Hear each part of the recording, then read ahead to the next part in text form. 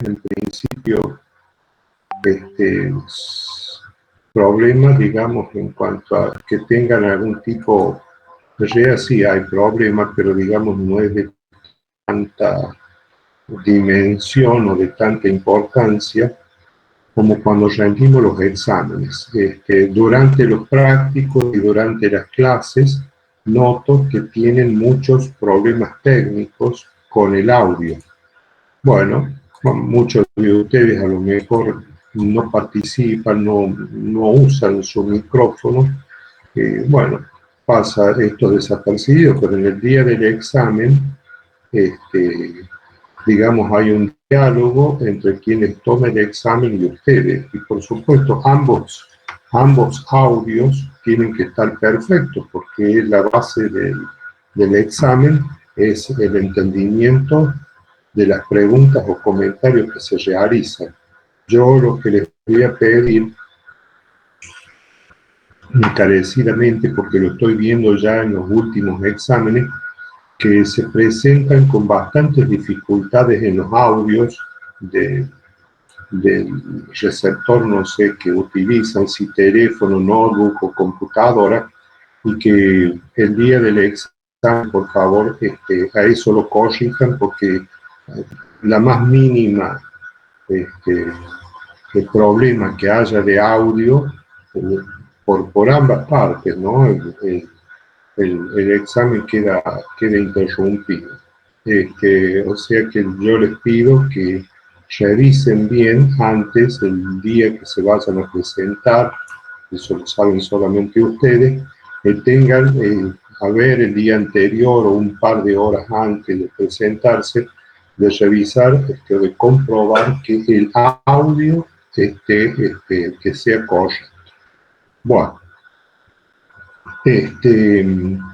vamos a ver hoy un tema que es interesante porque es un tema que aparentemente es complicado porque es bastante extenso, pero lo vamos a tratar de simplificar siempre viendo o llevándolo al plano del consultorio, o sea, de la atención médica, cómo debemos de manejarnos ante un paciente que presenta presuntamente una anemia. Vuelvo a repetir que no es, digamos, una consulta tan frecuente como puede ser hipertensión, diabetes o cualquier tipo de dolor, pero sí lo vemos en todas las edades, lo que hagan pediatría también lo verán, pero en la edad adulta y en la tercera edad sobre todo se ve con bastante frecuencia por diversos motivos, ¿no? Cada grupo etario, digamos, tiene su prevalencia y tiene también cada grupo etario sus orígenes de las anemias. Por eso es que vamos a ir despacio, pero sobre todo que tengan el concepto de que para el estudio de cualquier anemia hay que tener cierta metodología y cierto orden para no equivocarnos, y que muchas veces la patología subyacente necesita de un tratamiento inmediato y por lo tanto tampoco nos podemos demorar mucho en la realización del diagnóstico definitivo. Bueno, entonces quedan esos dos puntos, los de las clases, que el viernes van a tener la de gastroenterología, el lunes no van a tener leucemia, van a tener una clase que voy a dar yo, ya voy a pasarles el link,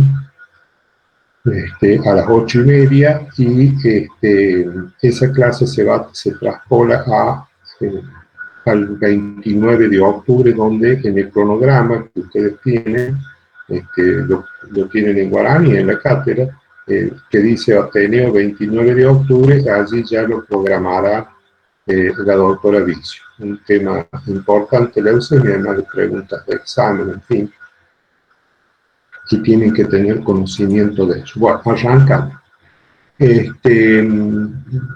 Vamos a ver, están viendo todos, ¿no es cierto? la imagen. Profe, se ve perfecto. Perfecto. Bueno, voy a tratar de agrandarla. A ver, acá ingresa alguien más. Sí. Tienen que tratar de ser puntuales. Bueno, díganme cualquier inconveniente que tengan en el audio o que tengan en la imagen, ¿no? Porque es la clave de todo esto, digamos, el problema o el talón de Aquiles de la, bueno, vamos a admitir el último, así ya empiezo, es el talón de Aquiles de las clases estas, por Zoom o por Google, que la clase virtual amerita o necesita de una tecnología perfecta, si no, no nos entiende. Bueno, ahí dice anemias. Antes que nada, vamos ahí ven todo, ¿no es cierto? Vamos a tratar de definir, y yo creo que es el concepto más importante que ustedes tienen que tener. Ya después vamos a ver una historia clínica donde vamos a poder observar el procedimiento para el diagnóstico de una anemia. Muchas veces, no sé por qué se me salió de pantalla, muchas veces no muy fácil, pero que tiene que tener una cierta prolijidad en cuanto a la investigación, de no saltarnos ningún paso. Ya vamos a ver eso. En realidad la anemia lo tienen que tomar así, como que no es un diagnóstico definitivo. Todas esas anemias hereditarias o primarias que tienen, generalmente son trastornos propios del glóbulo rojo, tienen algún rasgo hereditario o genético, y son muy escasas. Lo van a ver tal vez en pediatría, porque por supuesto al ser enfermedades genéticas se manifiestan desde la primera edad, y lo que hacen en pediatría van a hacer el diagnóstico. Muchas de esas anemias son severas, hay que diagnosticarla con cierta precocidad y por supuesto tratar de corregirla, porque si no la criatura muere brevemente. O sea que los pediatras en ese sentido tienen que actuar con cierta ligereza para llegar al diagnóstico. Pero en los adultos, en nosotros, generalmente las anemias son secundarias a algo. Por eso dice, no es un diagnóstico definitivo, sino un hallazgo de laboratorio que necesita una explicación diagnóstica. Es decir, la anemia es la punta de un iceberg. Hay una enfermedad generalmente subyacente que es la que se manifiesta como una anemia.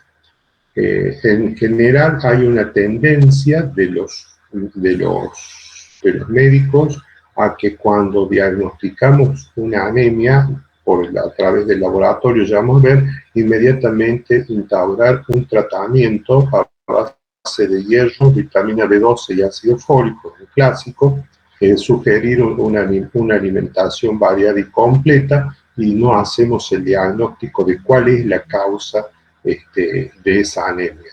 Y bueno, por supuesto, va a ser difícil primero corregirla, y segundo, la enfermedad de base seguirá empeorando y bueno, puede traer consecuencias graves, sobre todo si la enfermedad de base es una neoplasia. Bueno, una definición fisiológica para que entendamos por qué debemos de corregir la anemia es una disminución de la capacidad de transporte de oxígeno. Nosotros ya sabemos que los glóbulos rojos son esos camioncitos que llegan a la circulación pulmonar, descargan el dióxido de carbono o anhídrido carbónico y cargan el oxígeno y lo vuelven a llevar a los tejidos, porque es un elemento básico para mantener el metabolismo o la vida celular de los tejidos. Es imprescindible, no es ninguna novedad para el ser humano. O sea que, teniendo ese grueso concepto, vamos a también entender el por qué tenemos que actuar rápidamente en el diagnóstico del origen de la anemia para darle solución. Hay algunas enfermedades, como por ejemplo las enfermedades coronarias, que la disminución del transporte de oxígeno se multiplica en cuanto a necesidad y bueno, se puede manifestar simplemente por un infarto y muerte del paciente. O sea que no podemos demorarnos mucho en realizar los diagnósticos. Tenemos que tener este concepto de que el oxígeno es algo fundamental para el metabolismo, para la vida celular. En términos de laboratorio puede definirse como disminución de la hemoglobina por unidad de volumen. Bueno, o sea, los valores normales, esto está más o menos pautado. Ustedes van a tener varios libros, muchas veces te dicen glóbulos rojos de tanto a tanto, hematócrito, bueno, pero más o menos ya el mundo se ha estandarizado y sobre todo en la definición de anemia, ustedes fíjense que no se tiene en cuenta los glóbulos rojos, sino que se tiene en cuenta la hemoglobina y el hematócrito. Y el hematócrito, fundamentalmente, porque es un método de laboratorio mucho más rápido que la detección de la hemoglobina, que puede durar tal vez media hora o algo así. El hematócrito es minutos, ¿sí? Porque es simplemente centrifugar la sangre y que se produzca la sedimentación de la parte globular y de ahí sacamos y separamos del plasma y ahí sacamos el hematócrito. Eso sobre todo en las emergencias, hospitales de urgencia o guardias, donde caen accidentados por pérdida de sangre y que queremos saber si ese paciente tiene la cantidad suficiente de sangre que asegure una buena perfusión tisular o si tenemos que expandirlo. Puede ser que esté chocado o que tenga ya signos periféricos de la falta de oxígeno. Entonces, por eso que se ponen estos dos medios o estas dos medidas, la hemoglobina y el hematócrito. 13 para el hombre, 12 para la mujer, 40 y 35. Una cosa que tienen que recordar y que es la base, digamos, de la clase para el futuro, cuando se enfrenten ante un anémico. La anemia debe ser vista por el médico, ¿no?, como un desafío diagnóstico. A veces no es fácil encontrar la causa o la clave, cuál es el diagnóstico subyacente. Y para eso, acá les dice, la evaluación de la anemia debe tener un orden secuencial. Ya lo vamos a ver en la historia clínica donde se transpola un poco sus pasos y hay dificultades. Yo ya en la introducción les dije de la importancia de seguir un orden metódico que no es muy complicado, pero que sí ese orden no se tiene que transpolar para que no tengamos dificultades a hallar la causa de esa anemia. Siempre eso. Cuando estén ante una anemia, preguntarse qué hay detrás de esta anemia. Es la única manera que van a poder tratar la causa y poder subsanar o curar al paciente de su problema. 3 cuestiones hay que resolver. Primero, si el paciente está anémico, eso es muy fácil porque lo hacemos por el laboratorio. Segundo, qué tipo de anemia tiene, eso es muy fácil porque también lo sabemos por el laboratorio. Y la tercera pregunta, que es la más difícil de resolver y es la que más demora, ¿cuál es la causa de la anemia? Bien, nosotros a través de la historia clínica, o sea, me refiero al interrogatorio y al examen físico, podemos sospechar si el paciente está anémico o no. Pero en realidad, digamos que es un dato objetivo y es de laboratorio, porque sí, podemos tener pacientes con fatiga, con molestias musculares, con falta del apetito, que tenga cierta palidez, pero no necesariamente puede estar anémico. O sea, eso es muy subjetivo de que el paciente es portador de una anemia, pero no es definitivo. Para eso tenemos que tener los resultados del laboratorio, que son muy simples. Cualquier laboratorio hace un hemograma con los índices hematimétricos. Un laboratorio que no hace los índices hematimétricos, no, en realidad, no vamos a poder manejarnos bien para el diagnóstico definitivo de esa anemia. Eso le digo porque tengo laboratorios que lamentablemente no me dan los índices hematimétricos y tengo que yo sacarlo por una fórmula, pero no puede uno estar perdiendo tiempo en el consultorio delante del paciente con una calculadora, aunque de hecho todo médico debe tener una pequeña calculadora. Ya van a ver, y se los voy a decir el año que viene, cuando vean riñón, para calcular los clearance de acuerdo a la creatinina. Hay varias fórmulas que no son tan complicadas y que uno más o menos puede tener la idea del grado de disfunción renal que puede tener el paciente. Y bueno, acá lo mismo. Entonces, estas tres preguntas son claves. Las dos primeras son muy fáciles de resolver. Y eso lo hacemos, digamos, si el paciente está anémico, a través del interrogatorio, el estudio, como hacemos todos, ¿no? Y los estudios complementarios. Eso es, digamos, el orden de la historia clínica. Estudios complementarios que pueden ir desde un simple extendido de sangre o un examen de sangre hasta una resonancia o un centellograma óseo, porque pensamos que es un cáncer, o una punción medular en este caso, en fin. Podemos ir afinando, digamos, la calidad, complejidad de los estudios, desde lo más simple a lo más complicado. Todo eso se refiere a estudios complementarios. Esta es la base de la medicina. Es la mesa de tres patas. Tienen que estar siempre las tres patas para que la mesa no se dé vuelta. Ustedes van a ver, intenten dar vuelta una mesa de tres patas y no van a poder. Bueno, pero para que esas patas estén, digamos, correctamente colocadas, el interrogatorio debe ser correcto y bien hecho, el examen físico lo mismo, y los estudios complementarios deben de ser y el examen físico en toda historia clínica es lo que guía el estudio complementario. Esa es la base de la clínica y el error de muchísimos médicos que no interrogan bien, no hacen un correcto examen físico y piden cualquier tipo de estudios complementarios, una playa de agotamiento de los medios que la mutual le da al paciente, y cuando uno quiere solicitar los estudios adecuados, el auditor le dice, sí, pero mira, a mí ya me pidieron 20 estudios y no puedo dar el número 21 hasta el mes que viene o dentro de 2 meses, de acuerdo a los reglamentos de esta obra social.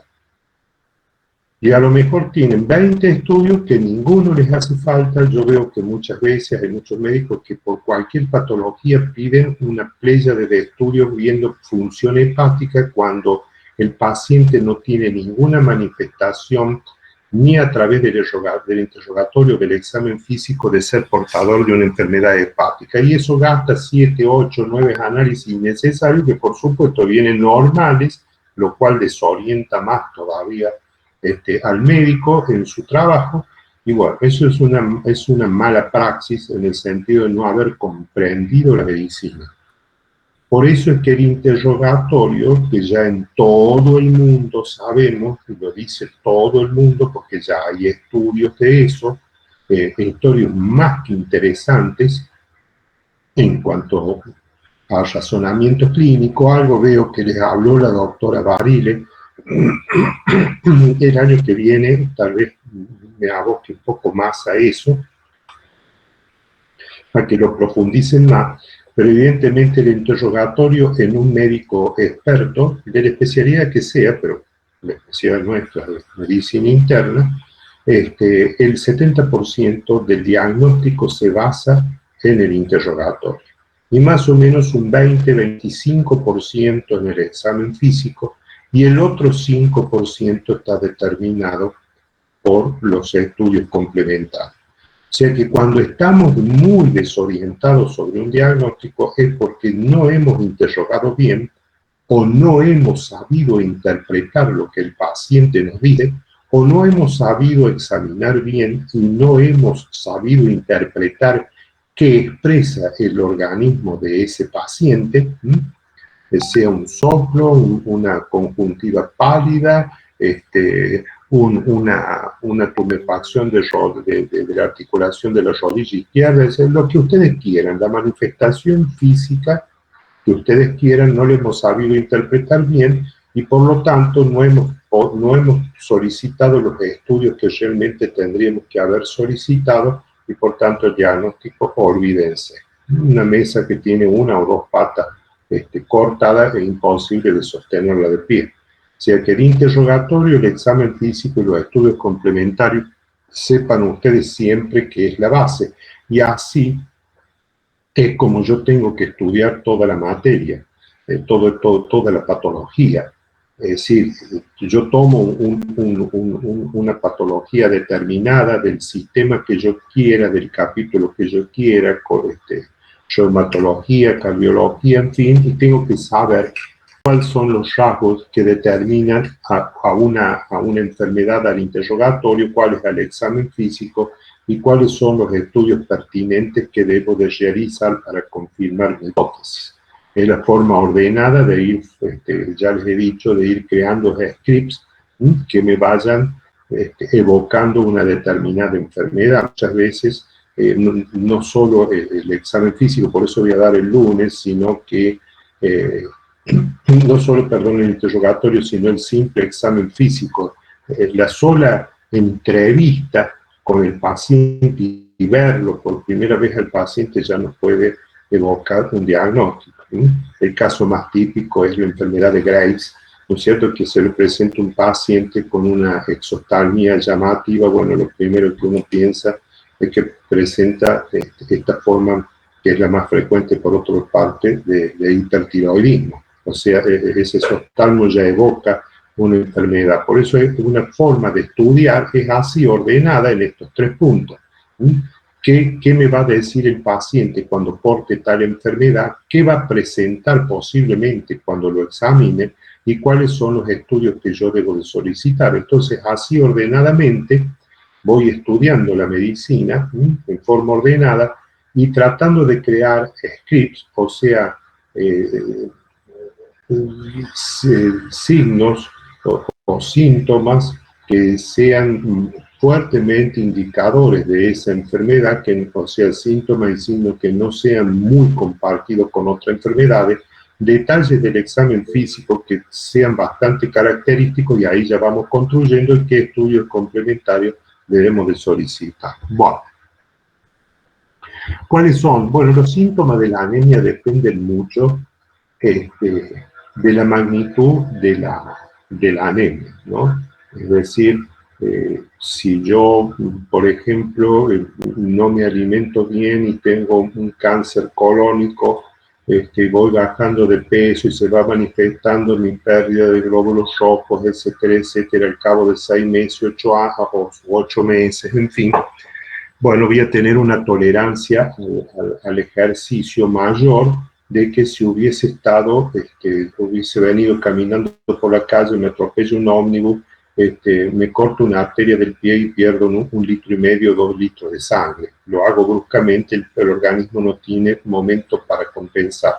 O sea que es muy importante la cantidad, la rapidez y el tiempo de la evolución. Acuérdense que el paciente, cuanto más crónica sea la anemia, digamos, más adaptabilidad va a tener. Va a depender también de la enfermedad causante, ¿no es cierto? No es lo mismo tener una anemia por una artritis reumatoidea, que me va a ir, por supuesto, a medida que vaya evolucionando, también va a ir evolucionando sus trastornos articulares, que tener un linfoma que tendrá pérdida de peso, en fin, otras manifestaciones hemorrágicas, etcétera, a medida de que evolucione la enfermedad.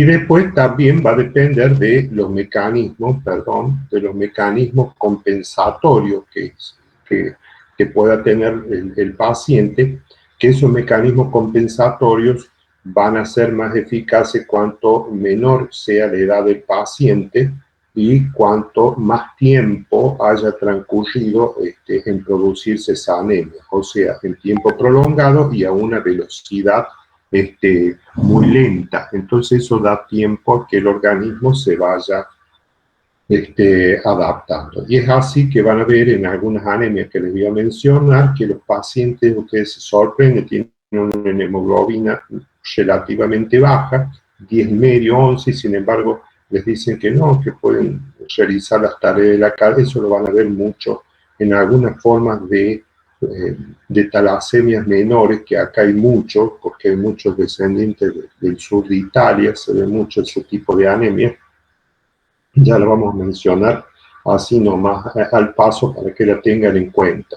Y es una de las talasemias, de las causas por las cuales no se tiene para definir la anemia la cantidad de glóbulos rojos, porque en las talasemias hay formas de talasemia que van a que a ustedes les va a sorprender que tienen 4.800.000 glóbulos rojos, y bueno, y sin embargo hay microcitosis que tienen un volumen corpuscular medio de 75, por ejemplo, ya vamos a ver, y una hemoglobina de 10,5. Por eso es que no se los toma en definición, porque si no habría que poner esa excepción. Pero sí, claramente siempre tienen el hematócrito y tienen la hemoglobina descendida. ¿Cuál suele ser el motivo de la consulta? Bueno, vamos a ir un poco más rápido porque ya lo han visto ustedes en semiología esto. Bueno, la palidez, ¿no es cierto? Lo primero, cuando el paciente se nos presenta en la consulta, nosotros indirectamente, el médico experimentado está viéndole la facies, está viendo ante sí si nota en la persona que tiene al frente alguna anomalidad en el rostro que le pueda llamar la atención. Recién nosotros dijimos la esoftalmia, que es una manifestación llamativa de la enfermedad de Graves. Puede ser a lo mejor un prognatismo, qué sé yo, en una acromegalia, puede ser a lo mejor en un cáncer de páncreas, un síndrome colegociano, que tengamos ante nosotros lo que yo le llamo un marciano, es decir, un paciente totalmente de color verde, como consecuencia de su ictericia, etcétera, etcétera. Bueno, podemos ver algún tipo también de lesión o de asimetría en la cara. Cuando nos está hablando vemos una asimetría que concuerda con una parálisis del séptimo par. Bueno, es decir, cuando estamos con el paciente tenemos que mirarlo a él y ver muchas veces si no estamos o si no se nos presenta con algún signo que ya nos pueda ir encauzando hacia el problema de este paciente. La palidez es importante, no solamente tiene que ser lo que nosotros vemos de la piel, sino que después tenemos que hacer un examen, ya cuando hacemos el examen físico, de las mucosas, porque tiene que haber palidez de las mucosas, no solo de la piel, porque sabemos que hay gente de raza blanca, los nórdicos, por ejemplo, los pálidos alabastrinos, en fin, digamos, los albínicos, que pueden llegar a tener una piel muy blanca, pero sin embargo tener las conjuntivas enrojecidas. El caso que le vive el albinismo, los famosos ojos de conejo, ¿no es cierto?, que tienen las conjuntivas bien enrojecidas. Bueno, si presenta disnea, o sea, si hay una cierta intolerancia al ejercicio, la fatiga, que se diferencia de la disnea, porque en realidad la fatiga es como si fuese una pérdida de la fuerza muscular. No es propiamente la disnea, que es sensación de falta de aire. La fatiga es como una intolerancia muscular al ejercicio. Esto sería una intolerancia del oxígeno al ejercicio. Pueden tener mareos, pueden tener hipotimia. Bueno, el hecho que haya mareo o haya hipotimia significa que hay un sufrimiento del sistema nervioso central. Tenemos que tener mucho cuidado. Seguramente no se trata de anemias leves. sobre todo las lipotimias y los mareos hay que tenerlos muy en cuenta en personas de edad que pueden tener ya una minusvalía en la circulación cerebral y donde una pérdida sustancial de sangre o una disminución lenta pero importante en su masa globular, de glóbulos rojos, puede provocar una hipoxemia que puede inclusive llegar a tener secuelas, ¿no? Más allá de las caídas que puede traer a su vez algún tipo de traumatismo, de fracturas importante, hay que tener en cuenta que esto ya indica que hay daño del sistema nervioso. Bueno, lo mismo la taquicardia, si hay una enfermedad coronaria subyacente, las palpitaciones, bueno, si esas son las manifestaciones más típicas propias de la anemia en general. Puede haber dolores óseos, hay que tener cuidado con los dolores óseos, porque los dolores óseos en una paciente anémico, y sobre todo si tiene más de 50 años, puede ser un signo de neoplasia, que puede ser primitiva, por una leucemia, un linfoma, un mieloma, un plasmocitoma, o puede ser como consecuencia de un cáncer metastásico. Acuérdense que tanto el cáncer de pulmón como el cáncer de mama, como el cáncer de próstata, son tres cánceres, les explico porque son los más, los que están primero en la línea de estadística en cuanto a frecuencia, son aquellos que dan metástasis óseas, lo cual también, digamos, indica en cierta forma la gravedad en cuanto al grado clínico de ese cáncer. Realmente cuando ya da metástasis ósea, cualquier cáncer, ya sabemos que está en una etapa final. Bueno, y después acá está muestra el examen físico. Estas son las famosas uñas en cuchara que se ven en la deficiencia de hierro. Hay que ver la piel, ¿no es cierto? Y las mucosas, ver las faneras. Acá la caída del pelo también se ve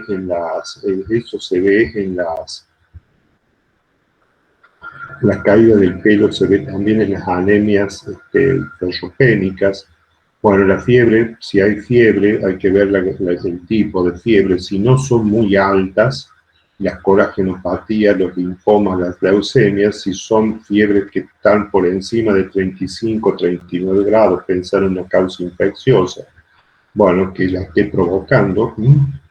Siempre pensamos que en estas fiebres solapadas, pensar en la tuberculosis. De hecho, tenemos otros síntomas, ¿no?, que nos podemos guiar, pero cualquier enfermedad infecciosa crónica puede provocar anemia, y la neoplasia ni hablar, ¿no es cierto? La glositis, que es típico de las anemias, el famoso síndrome de Lambert-Wilson, y alguien me dice también, o Patterson-Kelly, ¿no es cierto?, por deficiencia de la glositis. Hay una ligera macroglosia, una lengua agrandada, roja, con muchas veces impronta. Yo creo que les voy a mostrar después la foto a veces de las arcadas dentales en la ferropénica. Bueno, la presencia de adenopatía o es infección o neoplasia, si es soplios, pensar en localitis bacteriana, o preguntarle al paciente si ha sido operado del corazón. Si le dice que sí, es seguramente que tiene una prótesis valvular. La presencia de hepatomegalia y esplenomegalia, sobre todo hepato y esplenomegalia, bueno, pueden ser causa de leucemia, linfoma o enfermedades hepáticas de tipo infiltrativa o degenerativa, como la cirrosis o como la hepatitis crónica tipo C, B, etc.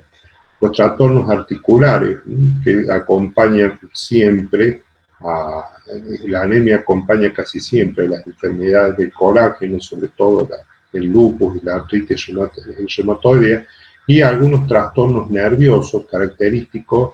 Hay una anemia que por deficiencia de vitamina B12 que da neuropatías periféricas severas, y que hay pérdida de la sensibilidad, si es extremo, inclusive de la motilidad. Esto se ve en los alcohólicos, y algunas veces suele ser irreversible a pesar del tratamiento con vitamina B12, tienen pérdida de la sensibilidad, tienen ataxia, tienen dificultad para la marcha y tienen hipo-reflex. O sea, quiere decir que tenemos que tratar de buscar, como yo siempre, y siguiendo el primer slide que les presente, siempre ir pensando cuando hacemos, construimos la historia clínica, preguntarnos a ver si encontramos alguna causa por la cual se pueda sospechar cuál es la causa de la anemia. Bueno, ¿cuál es el laboratorio? Acá les voy poniendo que nosotros vamos a pedir en todo paciente que esté anémico. Primero, pueden poner, cuando toman el papel, digamos, del recetario, me están escuchando, ¿no? Chicos, Sí, profe. Sí, profe. Dígame, o alguno, no sé, aunque sea me pasa por WhatsApp. Bueno, cuando toman el recetario, bueno, citológico completo, algunos le ponen hemograma, figura así como hemograma en los códigos de laboratorio, digamos, son códigos que son ya para cobrar la práctica, ¿no? Y tiene que tener los índices matimétricos, tiene que tener el volumen corpuscular medio y la concentración media de hemoglobina corpuscular. El más importante es el volumen corpuscular medio, que es lo que yo les dije a ustedes, el hematócrito por 10 sobre el número de hematíes. Si tengo un hematócrito de 45, lo multiplico por 10, 450, y si tengo 4.800.000 glóbulos rojos, lo divido sobre 4.8. Y eso me va a dar 450 dividido por 4.8, me va a dar el volumen corpuscular medio de ese paciente. Bueno, esto prolijamente lo tiene que hacer en realidad, porque está dentro de lo que le paga la mutual, ¿no es cierto?, de lo que tiene que hacer la bioquímica. Hay realmente algunas prestaciones que parece que le hacen de favor, y le largan así los datos a media. Pero bueno, ustedes esta tablita la pueden saber sobre todo esto. Hematócrito por 10 sobre el número en millones de hematíes. Y van a sacar el volumen corpuscular medio.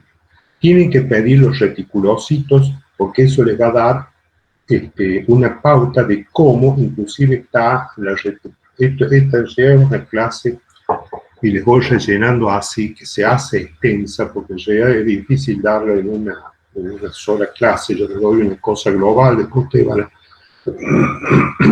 porque es muy intenso, muy extenso. En realidad la reticulocitosis me indica, hay, digamos, en porcentaje o en número total, que se lo tiene que expresar de las dos maneras, pero la reticulocitosis indica en general si la médula está funcionando bien o mal. Es decir, si hay pocos reticulocitos ante una anemia, es muy factible que esta anemia sea como consecuencia de que la fábrica, o sea, la médula esté funcionando bien. Si yo pierdo sangre, o tengo por una deficiencia de alguna vitamina o por mala absorción, por la dieta, etc., generalmente los reticulocitos suelen estar, si la médula funciona bien, suelen estar aumentados como una reacción fisiológica y normal ante la demanda periférica de glóbulos rojos. La médula empieza a mandar, los reticulocitos son más grandes que los eritrocitos, casi el doble. Los eritrocitos más o menos son 7 micras, entre 10 y 15 tienen los reticulocitos, tampoco tienen, ¿cómo se llama?, núcleo, pero tienen todavía algunos restos de ADN. Bueno, tienen que pensar también en las plaquetas, tienen que siempre pedirle plaquetas, y esto va aparte. Cuando ustedes piden el hemograma, se les informa glóbulos blancos y glóbulos rojos. Plaquetas tienen que pedirlo aparte, o sea, yo tengo que escribir en el recetario hemograma o citológico completo y abajo recuento de plaquetas. Y esto también es importante porque los tres elementos que fabrica la médula, son los glóbulos rojos, los glóbulos blancos y las plaquetas. Y es un indicador indirecto de la función medular. Ya vamos a ver cuando hablemos de la etiología de las diversas anemias, de la importancia que tienen las plaquetas. Y luego tienen que pedir un cuarto paso que para mí es clave, que es la muestra del extendido en sangre. ¿Por qué? Porque allí mismo, si el bioquímico tiene cierta experiencia en hematología, se presupone que sí, nos va a dar una información valiosísima. Forma y tamaño de los glóbulos rojos, eso ya nos puede dar la pauta si estamos ante anemias macrocíticas, normocíticas. Nos va a dar también de las otras series de leucocitos y de plaquetas, si tenemos plaquetas gigantes, leucocitos anómalos, linfocitos anómalos, que nos puedan estar indicando una leucemia, etc. Y todas estas células en Hodgkin, que es la que células falciformes, las target cells que se ven en algunas talasemias, sobre todo las talasemias mayores, que son talasemias graves, los esquistocitosis, que son como en espinillo, los glóbulos rojos que realmente indican hemólisis, en fin. O sea que el estudio, la muestra, más de una leucemia se hizo diagnóstico por solamente esta muestra y se terminó. A ella se terminó la investigación. De ahí al hematólogo o al oncohematólogo. O sea que fíjense que ustedes en una muestra de sangre que sea bien vista, ustedes van a tener una muy buena información. Y si todo esto da normal, bueno, ustedes más o menos están ciertos que al menos el problema no está en la fábrica. O sea, no hay problemas en la médula, ni hay problemas de neoplasias hematológicas como leucemia o linfoma en principio.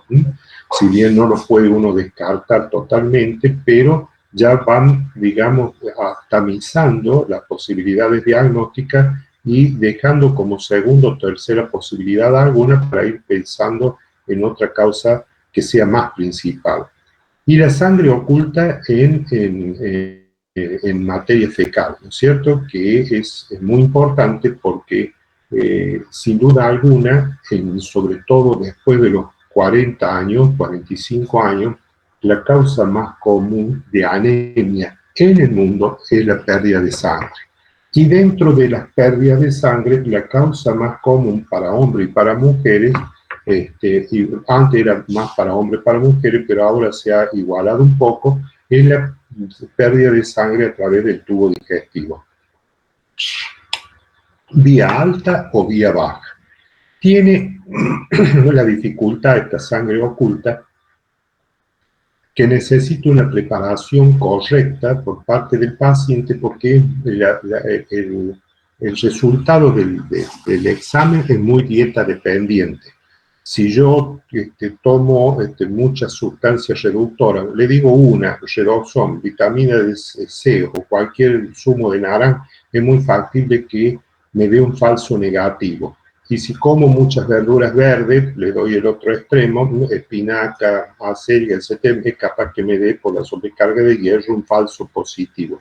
Por eso se hace una dieta blanca, normalizada, de 2 o 3 días previos y se hace la prueba de la sangre oculta. Bueno.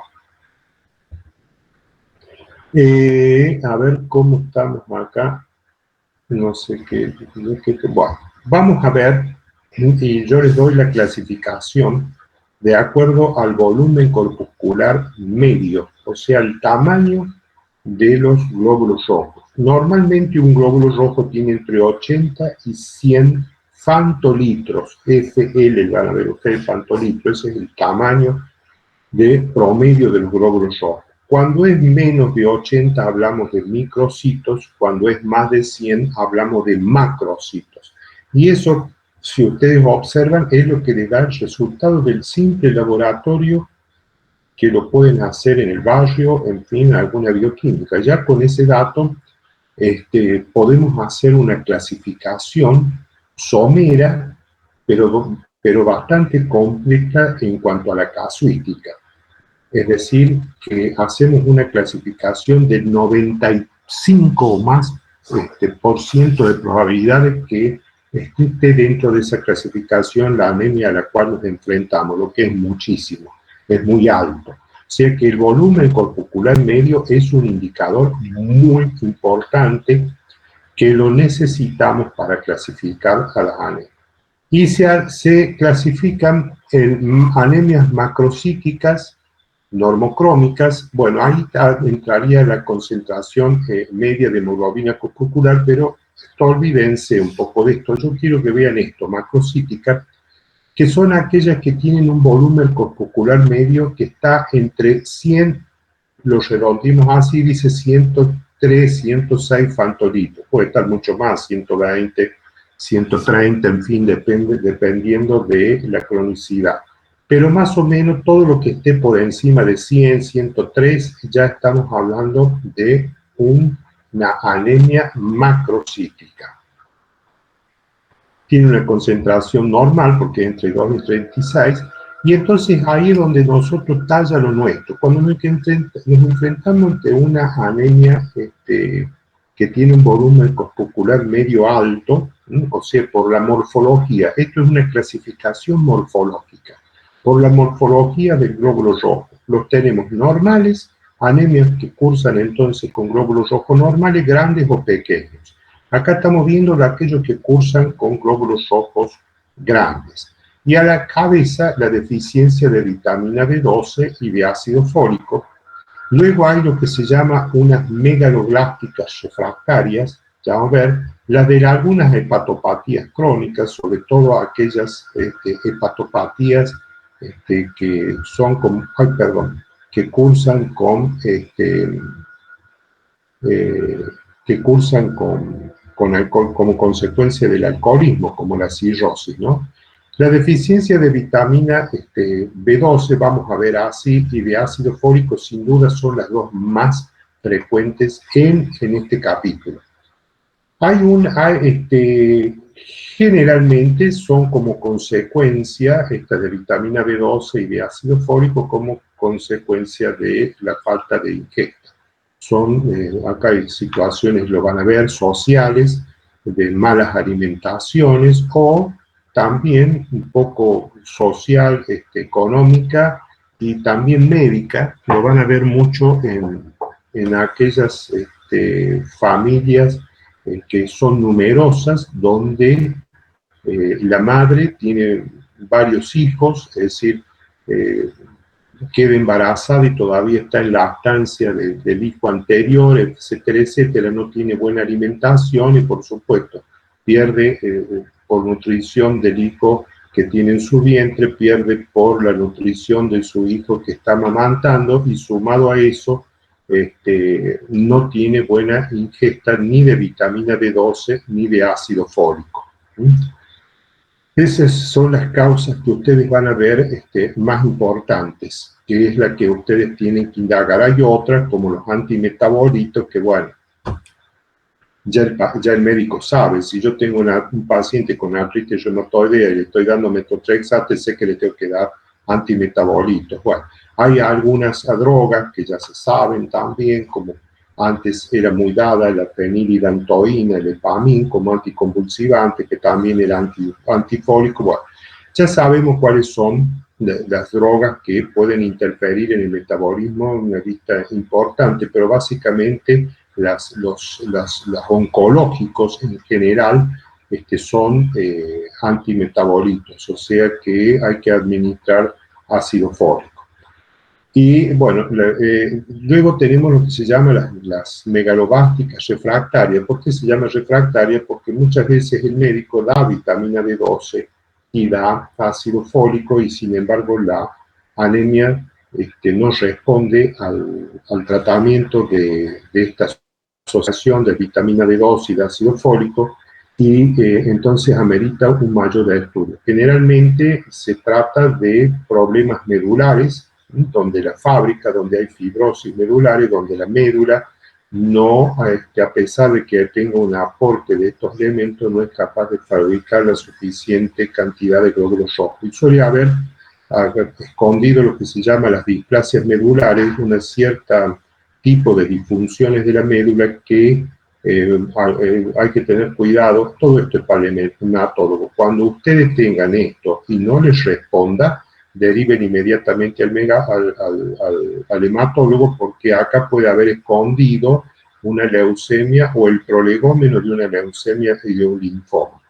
Las hepatopatías crónicas en general, sobre todo la cirrosis por alcoholismo, esto van a verlo, son personas que estén malnutridas, y la vitamina B12 y el ácido fólico que se acumulan en el hígado tienen mal metabolismo como consecuencia de la disfunción hepática.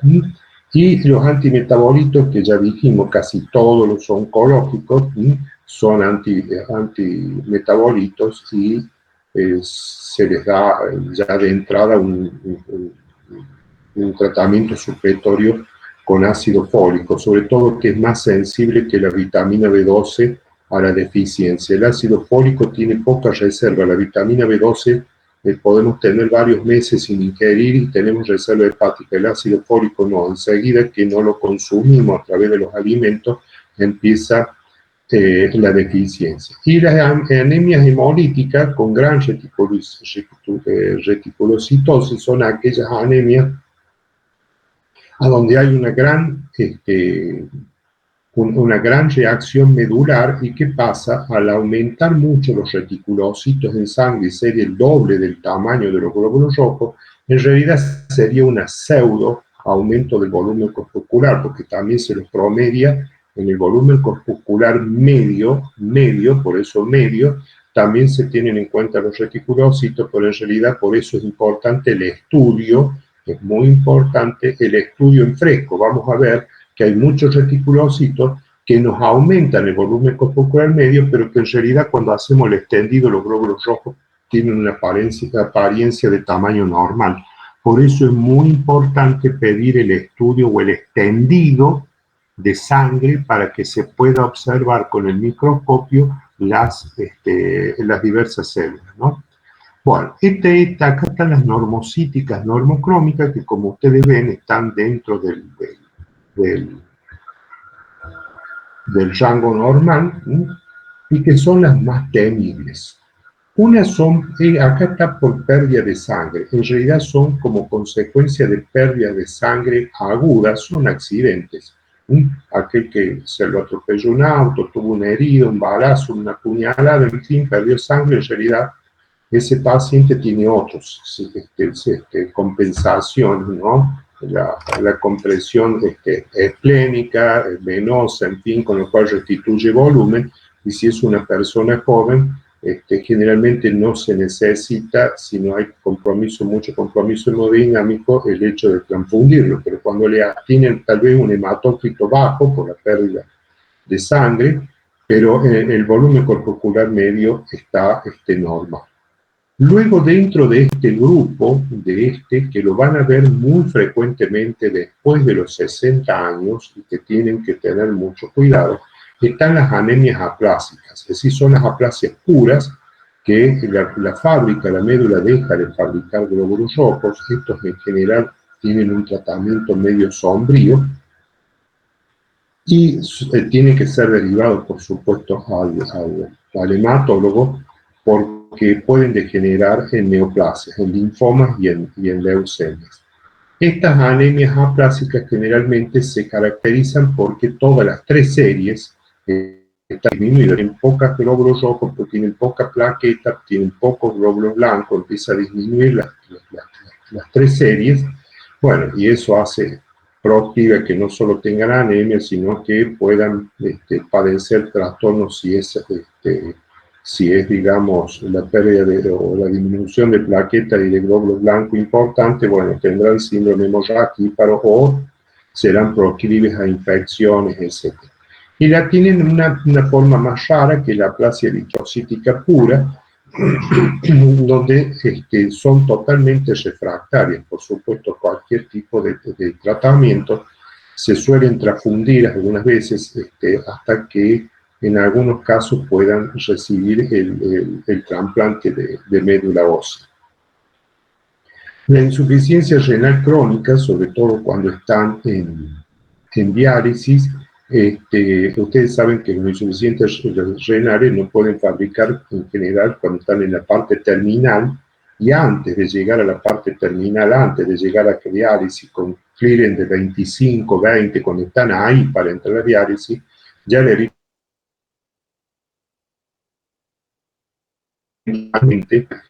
buen estímulo, si no está esta hormona, no hay buen estímulo de la médula y por supuesto anemia. Y después cuando están en diálisis pierden sangre porque durante las diálisis, al hacerse el procedimiento de la diálisis con los pinchazos, ¿no es cierto?, de la fístula, todo eso pierden un poco de sangre, un poco queda también en la máquina filtradora, o sea que pierden sangre, es decir, tienen una pérdida de sangre y estos pacientes en general siempre están bajo tratamiento con hierro y por supuesto se les inyecta cada 20 meses se les inyecta eritropoyetina, ¿no es cierto? Ahora disponemos de eritropoyetina, así que se la podemos administrar. Algunas endocrinopatías, sobre todo el hipotiroidismo, donde no hay el hipotiroidismo generalmente puede provocar, digamos, una disminución, yo diría un enlentecimiento en la formación de los glóbulos rojos, sobre todo a nivel de la médula, y se destaca, por eso hay palidez, podemos encontrar en una cara abortagada del hipotiroidismo cierta palidez de uña pero es por la caída del metabolismo en general que enlentece también el metabolismo de la formación celular de la médula. Y todas las enfermedades crónicas, en fin, colágenopatía, hepatopatías crónicas, algunas, otras que pueden cursar con volumen corporal medio normal. Las hepatopatías crónicas, lo que más vemos nosotros son por alcoholismo, y en general sí tienen la anemia que vimos anteriormente, pero no se sorprendan, por eso es importante hacer el estudio en fresco.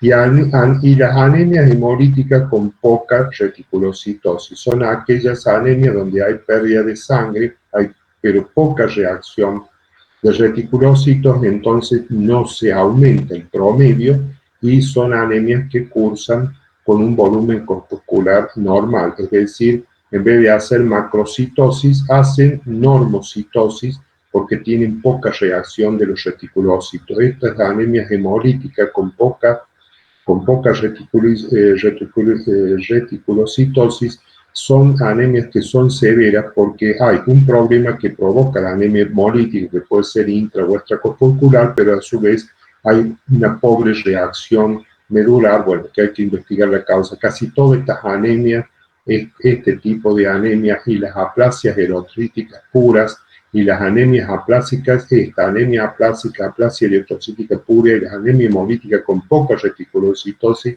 no hay otra forma de diagnosticarla que no sea por la punción medular. Claro, porque no es un procedimiento muy sencillo,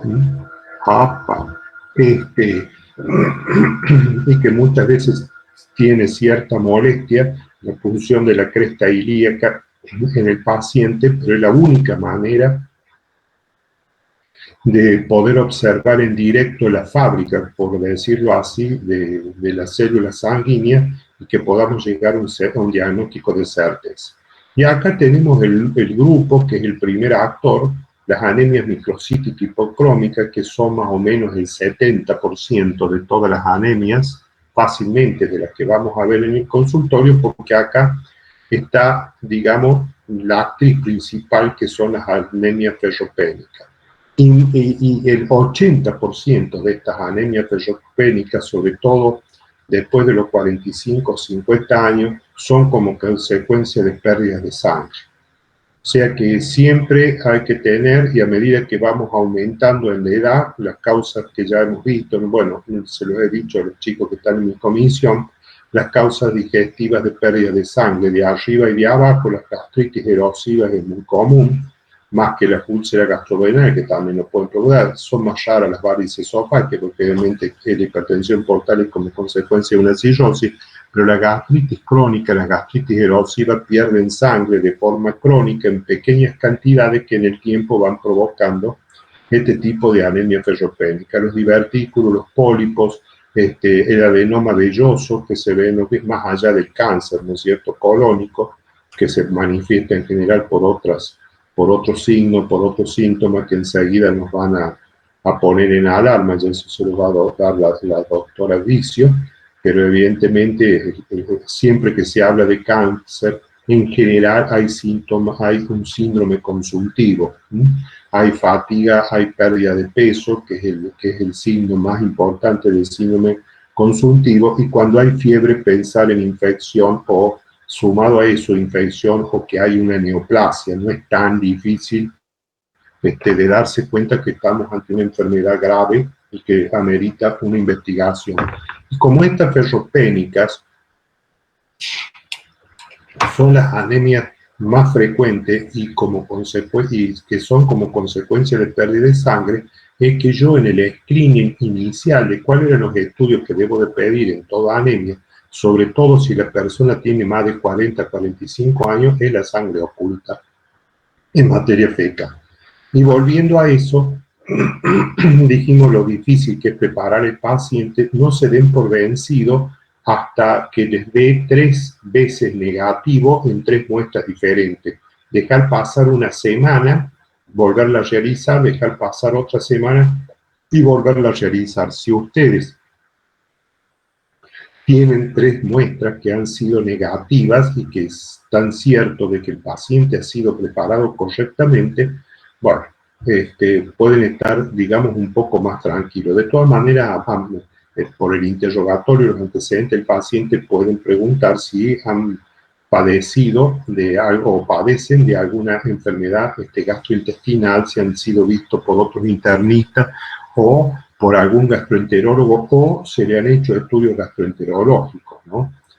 Que les pueda poner en la pista o que el paciente mismo le diga, sí, mire, sé que tengo divertículo, bueno, listo, ahí está el problema, bueno, ya saben cómo encarar eso, pedirán un colon con doble contraste por enema y después pedirán una colonoscopia, ¿no? O directamente, si el colon por enema ha sido más o menos reciente, antes del año, preparan el paciente y le hacen la colonoscopia. Muchas veces en esa colonoscopia se van a encontrar con la sorpresa que los pacientes, amén de los divertículos, son portadores de algún tumor incipiente, que es el que realmente está sangrando. Bueno, y le salvan la vida al paciente porque están en un periodo clínico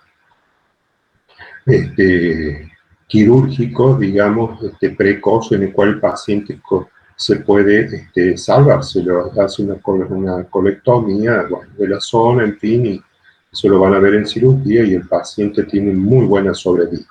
Luego tenemos más raras, las talasemias, lejos allá las talasemias, pero que acá las vemos con cierta frecuencia en los hijos de italianos, de los que son de la primera generación. Yo tengo varios pacientes donde padre y madre son italianos y que padecen de este tipo de anemia.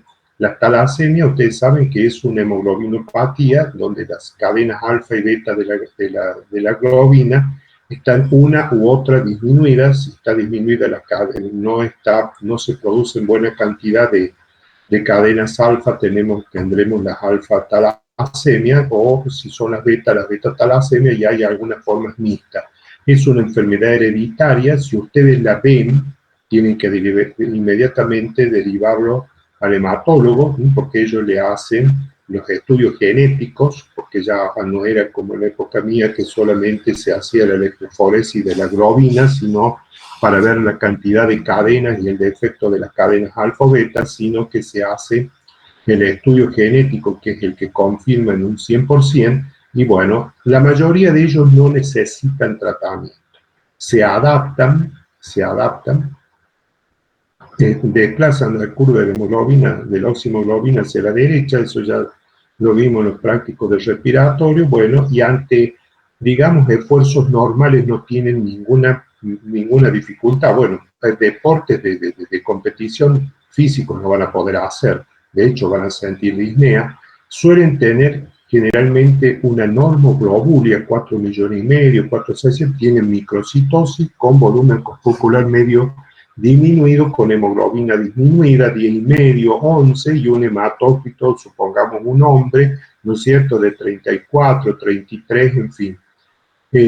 Algunas veces se lo suele tratar con hierro, pero no mejoran mucho y hay que tener cuidado porque la sobrecarga de hierro nos puede traer problemas. Si se acumulan en corazón, si se acumulan en hígado, ya sabemos los problemas que nos puede traer eso aparejado. O sea que si no hay síntomas, en general no se los trata.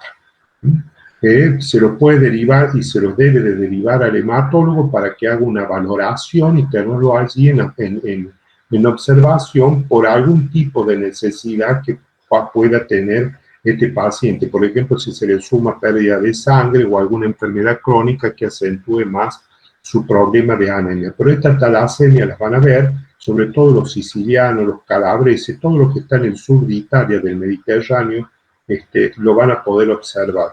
No es error de laboratorio, porque lo van a ver ustedes, porque el hematólogo o el bioquímico le va a decir que hay marcada microcitosis. Claro, hay veces que tienen tienen un volumen corpuscular de 70, de 68 fantolitros, sí, tienen microcitosis.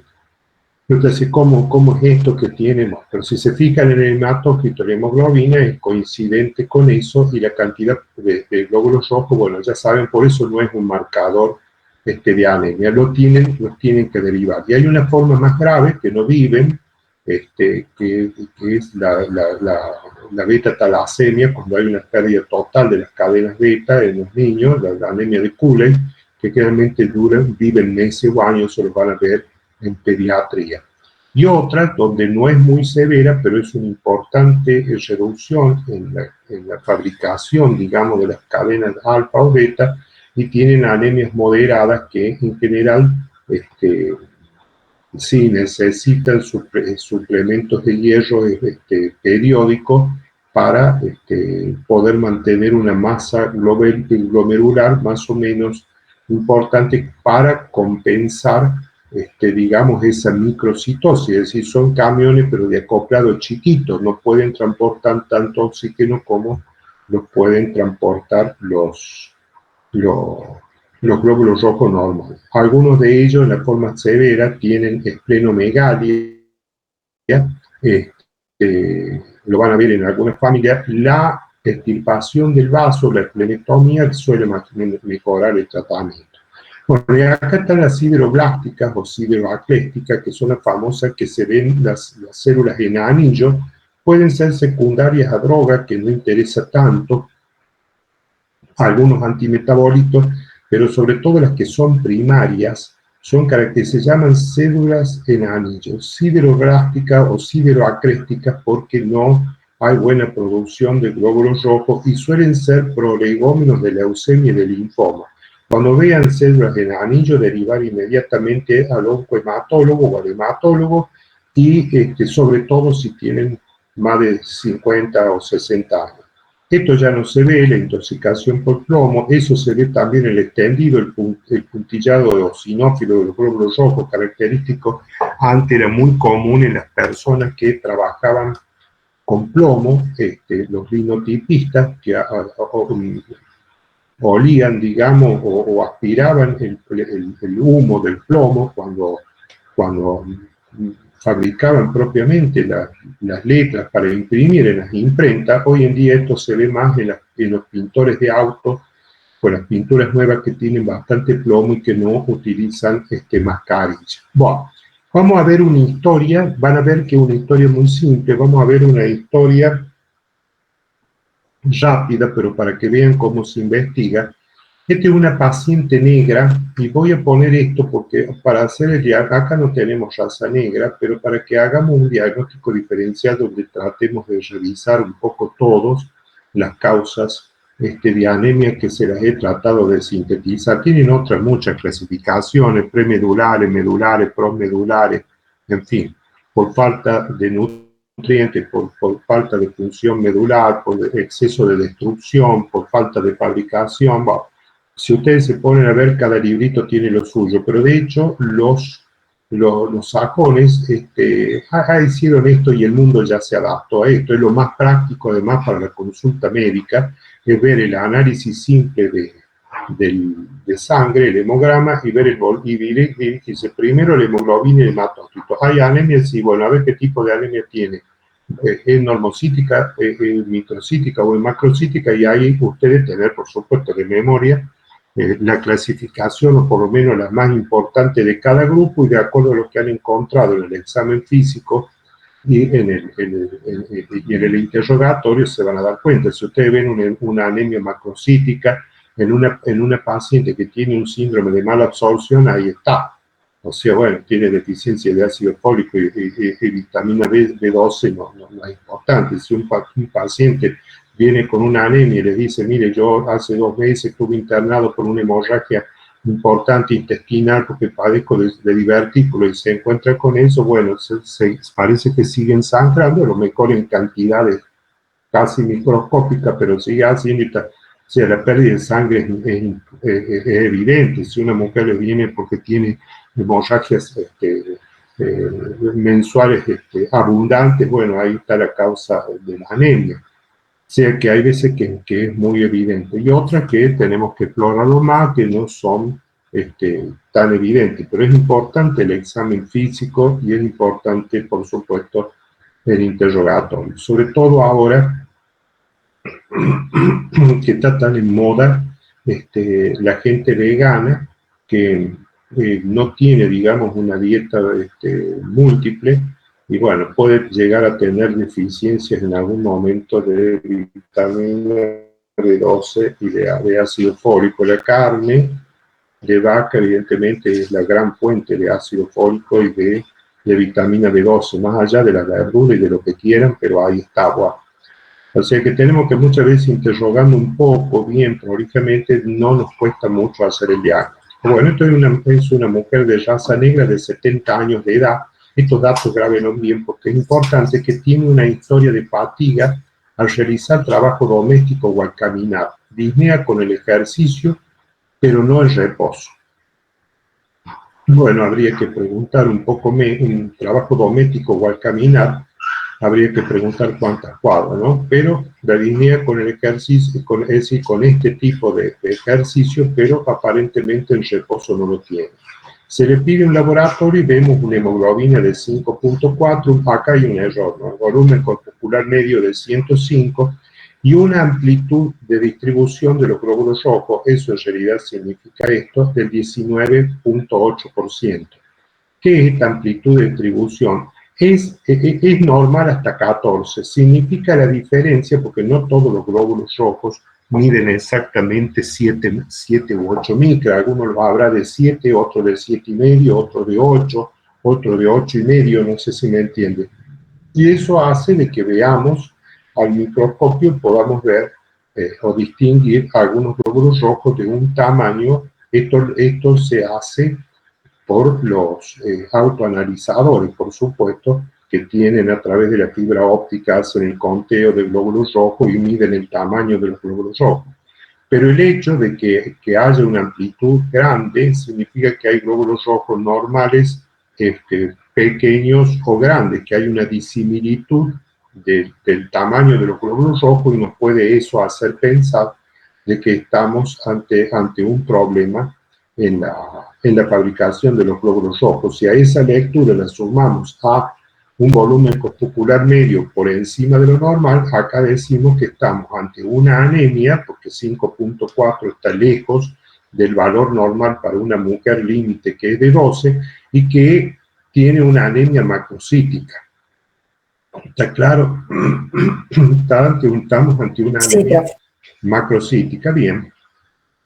Ahí estamos fácil. Si nos vamos a la tabla que yo les indiqué, bueno, uno pensaría básicamente, bueno, acá hay que descartar básicamente la deficiencia de vitamina B12 y de ácido fólico, que van las más comunes. Bueno, pero hablamos de que podía haber una anemia hemolítica con mucha reticulocitosis. Bueno, podría haber una anemia o una displasia medular. Bueno, pero nosotros siempre vamos digamos, a lo más común. pero encontramos que hay leucocitosis 3900 con 40% de neutrófilo, 8 de monocito, 1% de eosinófilo y 43% de linfocito. O sea que más o menos está conservado, pero vemos que hay unas plaquetas bajas. ¿Sí? Las plaquetas generalmente están entre 150.000 y 300.000, 350.000. Generalmente menos de 100.000 ya estamos hablando de plaquetopenia, y cuando ustedes llegan a 50.000, ya vamos a verlo cuando veamos la clase de hemostasia, ya es un signo de alarma, ¿no? Porque hay que empezarse a preguntar por qué está tan baja la plaqueta, porque si se ponen a deshojar la margarita, el límite mínimo es 20.000,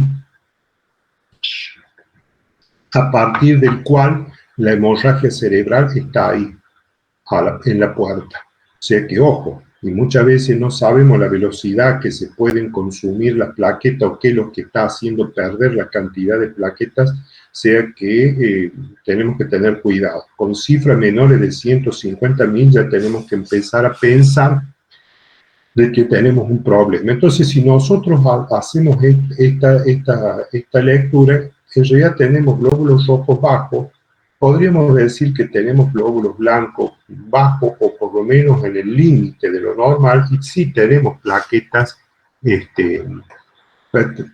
bajas. Esto en realidad, cuando nosotros lo leemos así, por eso es importante leucocitos, plaquetas, lo vemos así, decimos que estamos ante una pancitopenia. Entonces quiere decir que el problema no está solamente en los glóbulos rojos, sino que está en los leucocitos y en las plaquetas. Entonces, en una mujer de 70 años, lo primero que uno piensa, se le sale un poco, no es fácil esto, porque se le sale un poco el pensamiento de la deficiencia de vitamina B12 y de ácido fólico, y ya empieza a pensar en una displasia medular, en una aplasia medular, o que haya una invasión medular. Que en realidad esta anemia, que es una anemia importante, y acá tienen que tener cuidado con esto, porque yo les dije a ustedes que y esto atiéndalo muy bien, yo les dije que el valor normal era 12 y 13 en el hombre como mínimo, ¿no? Y acá tenemos un punto de 5.4, de hecho hay una anemia bastante importante que por supuesto justifica estos síntomas. Pero acá tenemos que aprender una cifra, que es la cifra de 7. Y lo aprendo que es una cifra de 7 miligramos por decilitro, y lo pongo al lado de mi apunte o de mi cabeza, porque esa es la cifra que el mundo dice que es donde la paciente o el paciente puede llegar a necesitar transfusión sanguínea. Eso es muy, muy importante. El límite 7 es el que ya han fijado todas las sociedades mundiales, no se sabía cuándo, o se fijó en 7.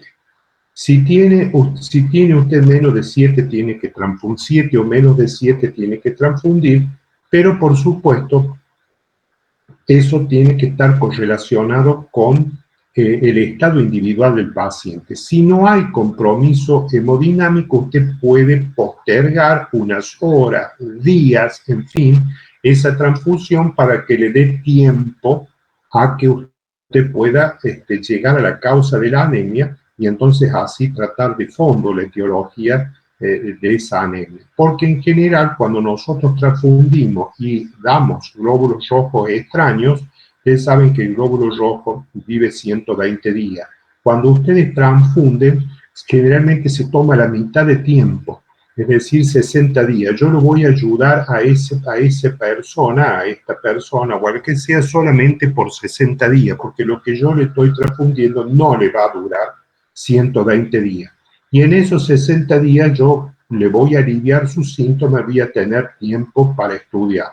Lo que pasa que al ponerle sangre extraña, si yo no hice el extendido, después cuando le quiera hacer un extendido no voy a saber si es la sangre propia o la sangre prestada. Eso no tengo forma de saberlo, y eso ya desdibuja un poco la interpretación de ese estudio. Por eso hay que hacerlo de inmediato cuando yo solicito todo esto. Y vamos a ver que ahí hubo un error. Entonces, en principio, hasta ahora yo podría decir que sí, que tengo una anemia, que es macrocítica y que es una pancitopenia y que tengo que tener como diagnóstico diferenciales las displasias o las disfunciones medulares que pueden ser primarias o secundarias a algún tumor invasivo. Sobre todo a esta edad siempre tenerlo en cuenta. Bueno, la Profe, paciente, sí. tengo una duda. Sí.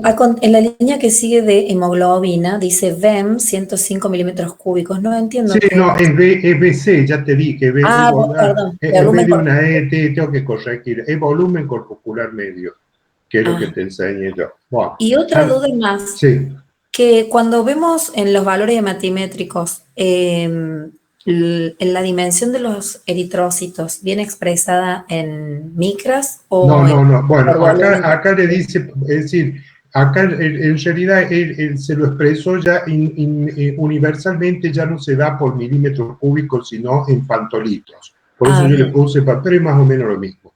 Es más o Perfecto, menos, profe. las cifras son exactamente las mismas. Muchas gracias. Paciente internado en el hospital, bueno, le interna, está bien, una persona de 70 años que viene con eso y nosotros vemos una magnitud, bueno, amerita por lo menos un día de internado. Esta paciente tiene taquicardia ligera, una tensión de 146,84 acostada y 142,78 milímetros de mercurio de pie. Esto vamos a ver que no es un detalle menor. Edema en miembros inferiores, no dice cuántos, no se palpan hígado ni vaso y hay paridez. O sea que no hay organomegalia, todos los datos importantes que me dice. Pero la taquicardia la tengo que expresar, es lógico que ante una anemia haya taquicardia. Inclusive ustedes saben que en la anemia no solo hay taquicardia, sino que hay aumento de la velocidad de circulación como consecuencia de la disminución de la viscosidad de la sangre. Al tener menos glóbulos rojos, la sangre, por decirlo así, es más líquida y es más, digamos, fácil su recorrido digamos, su navegación por dentro de los vasos, que cuando tenemos polimoglobulia, donde la densidad es muy alta y se ve una cierta dificultad para discurrir dentro del vaso. Entonces, inclusive es muy factible que encuentren soplos, los famosos soplos anémicos, como a consecuencia del aumento de la velocidad de la sangre debido a la disminución de la viscosidad de la masa globular. Acá hay una disminución de la masa globular importante, más del 50% ha disminuido la cantidad de hemoglobina. Y le hacen una radiografía de tórax que es normal. Bueno, la radiografía de tórax nos puede dar no solo infecciones, nos puede dar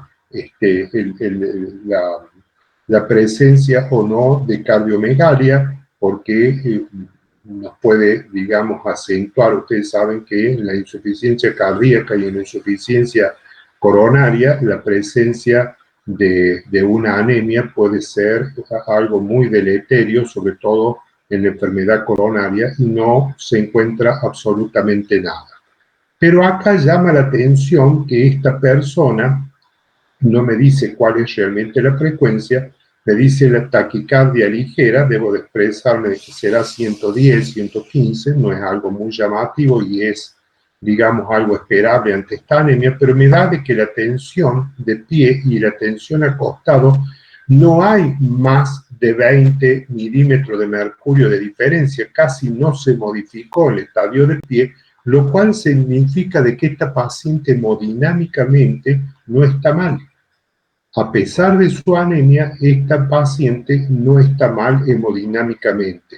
Eso lo tenemos que tener en cuenta a la hora de que la indicación de transfusión de sangre sea determinante en cuanto a que tengamos que respetar a rajatabla la hemoglobina de 5,4. Acá tienen esto, que volvemos a repetir, de la mujer se le hace un electrocardiograma y da normal, salvo por supuesto la taquicardia. No hay insuficiencia renal, la glucemia está más o menos dentro de límites normales. La bilirrubina total está en 1.2 miligramos, está ligeramente aumentada, tiene que ser 1, nos tendría que poner en,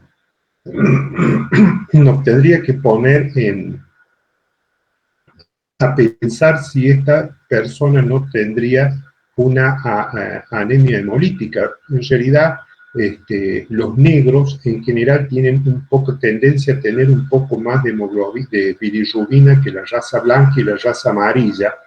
O sea que esto no se podría interpretar propiamente como anemia hemolítica. Y la anemia hemolítica, para que dé macrocitosis, tendría que tener mucha reticulocitosis. Ya lo vimos recién, y les acabo de decir eso y mostrar en la clasificación.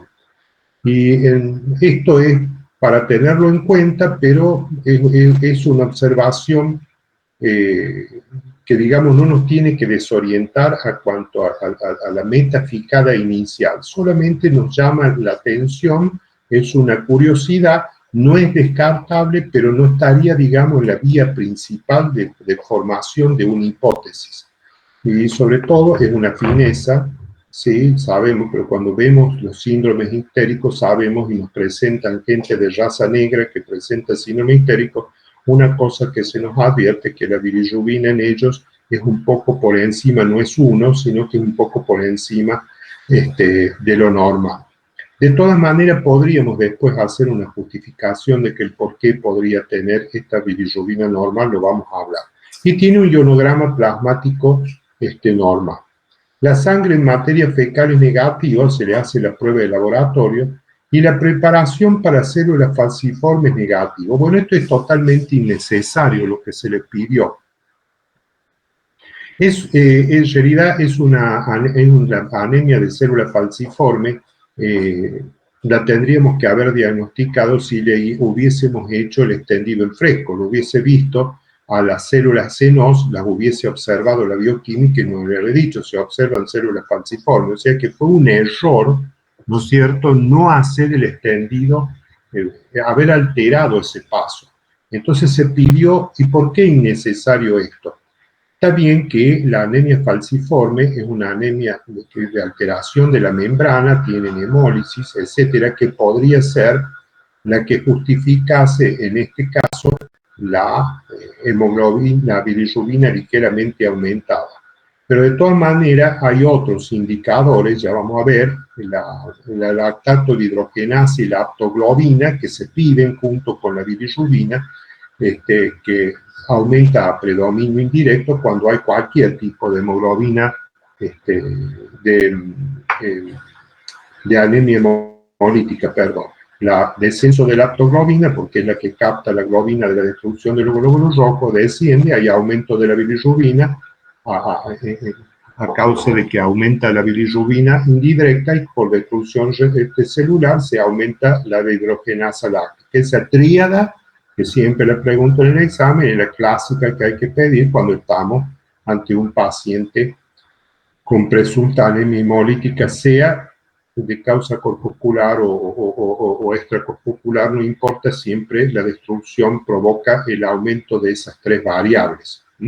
Pero acá llama la atención que esta paciente no se haya manifestado al examen físico, aparentemente no nos ha dicho de que tenga ictericia. De todas maneras, hay ciertos valores como este borderline que nos diría, bueno, vamos a ver, no está dentro de la meta principal, porque nosotros al diagnosticar esto siempre insistimos que la causa más frecuente, y seguimos la teoría de Valle, tiene que ser buscar deficiencia de vitamina B2 y de ácido fólico.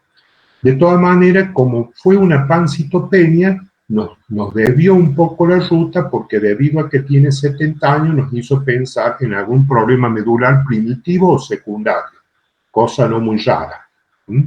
Bueno, y que ya no sería de nuestro campo, si lo confirmamos, tenemos que derivar al oncohematólogo o al hematólogo.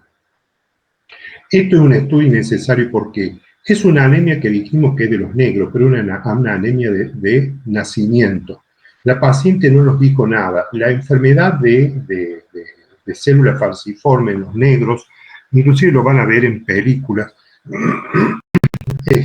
produce una trombosis vascular totalmente deleteria, con dolores de isquemia y necrosis en huesos, en extremidades, que lo sufren desde niño y mueren por las complicaciones de eso. O sea que esta mujer no va a presentar esta manifestación de células falciformes. Fíjense la falta de criterio, de conocimiento, porque uno cuando las estudia saben que nacen con esto y la mayoría mueren, de estos negros mueren antes de los 5 años, como consecuencia del cerebro. Y que esta paciente recién a los 70 años empiece a manifestar su anemia.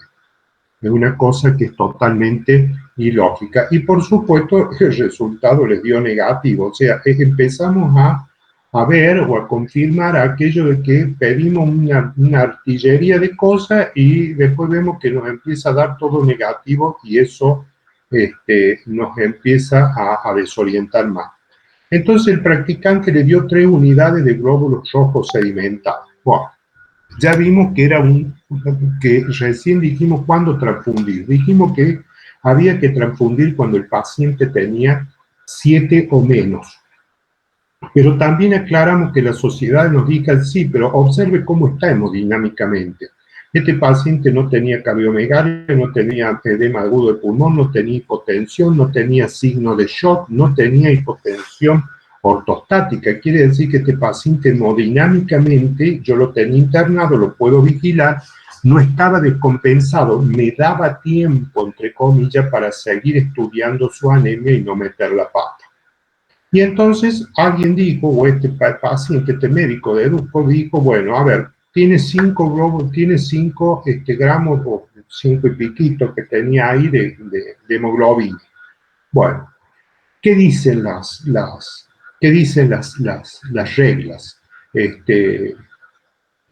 dicen usted tiene que transfundir si hemodinámicamente está descompensado cuando llega a 7 o por supuesto cuando es menos de 7. ¿Y hasta dónde lo tengo que llevar? Bueno, una hemoglobina de 8 ya es más o menos aceptable y se presupone de que el paciente hemodinámicamente no va a tener mucho compromiso y va a poder tener una perfusión tisular aceptable si llega a los 8 gramos. Pero resulta de que cada unidad de glóbulos rojos, cuando yo le transfundo a un paciente, cada unidad de glóbulos rojos sedimentados, sé que son glóbulos rojos puros, no hay ni plaqueta ni glóbulos blancos, glóbulos rojos puros, yo aumento en 1 gramo en la hemoglobina. Entonces este muchacho pensó que si yo tengo 5.2 o 5.4 para llevarlo a 8, le pongo 3 unidades de glóbulos rojos y lo llevo a 8 y la saco, hemodinámicamente la saco de peligro. Pero en realidad, si uno lo observa, esto era totalmente innecesario porque todavía la paciente no manifestaba un trastorno hemodinámico importante. Y además, si ustedes ven acá arriba, la sangre en materia fecal dio negativa. Quiere decir de que, está bien, ustedes me dirán, bueno, pero no es el único lugar que puede perder sangre. Pero a ver, veamos. Una mujer que pierde sangre por su aparato ginecológico, que pierde sangre por un epistaxis, es muy fácil de saberlo. Lo sabe la paciente y se lo trasunta a ustedes mucho antes de que ustedes lo puedan descubrir al examen físico. Lo más difícil es que esté perdiendo sangre por materia fecal y que no se dé cuenta. Hay mucha gente que no examina la materia fecal cuando mueve su intestino y es difícil por el colorido, que uno le pregunta, su materia fecal es de color negro, le muestra, qué sé yo, algo negro que tenga ahí en el escritorio, como alquitrán, y no sé, doctor, porque no me fijo, entonces es difícil que el paciente los pueda ayudar en ese aspecto, pero de todas maneras tienen esta prueba, tienen una prueba negativa, quiere decir que ese paciente no estaba sangrando, no está chocado, está balanceado, no era necesario hacerle 3. Yo diría que no era necesario hacerle ninguna, hasta tanto se manifestara el paciente con alguna minusvalía hemodinámica. Además, este paciente antes le dijo que no tenía disnea de reposo, quiere decir que tenía suficiente oxígeno para mantener la demanda tisular si ella estaba quietita. Y en este momento ustedes la tienen internada. pueden seguir con los estudios, por supuesto, bajo lanza. Entonces la evaluación es que hasta ahora que tenemos una anemia, como dice acá, una macrocítica con pancitopenia. ¿Qué pasa en la internación? Bueno, tenemos esto, anemia, el recuento de células sanguíneas después de la transfusión, claro, le dio 8.9, como puso glóbulos rojos normales, el volumen corpuscular medio bajó. Pero la ampliación de distribución de los glóbulos rojos aumentó, teníamos 19 y 24, porque claro, ahora se hizo mayor diferencia entre los glóbulos rojos normales, que se los pasó en una muy buena cantidad, y los glóbulos rojos del paciente. Los leucocitos se mantuvieron, subieron un poquito, estaban más o menos iguales, creo yo, 3.800, 3.900, pero lamentablemente las plaquetas disminuyeron. Bueno, una regla que tienen que saber, y no se sabe por qué, pero ténganlo en cuenta siempre, y puede ser un detalle tan importante como que lo pueden matar al paciente. Siempre que ustedes hacen transfusión de glóbulos rojos sedimentados, hay una tendencia a desaparecer de las plaquetas. No se sabe si lo hacen por marginalidad, es decir, que se van a los márgenes de los vasos y como consecuencia de eso disminuyen artificialmente, o si es una disminución real. De todas maneras, hay algo que tienen que tener cuidado, porque ya acá estamos por debajo de 50, ya esto es luz amarilla. No vamos a esperar a tener la luz roja de los 20.000, donde la hemorragia cerebral es muy, muy frecuente e irreversible, ¿no? Si no hacen transfusión de plaquetas sedimentadas, como hacen el glóbulo rojo, el paciente se les va a ensangrar.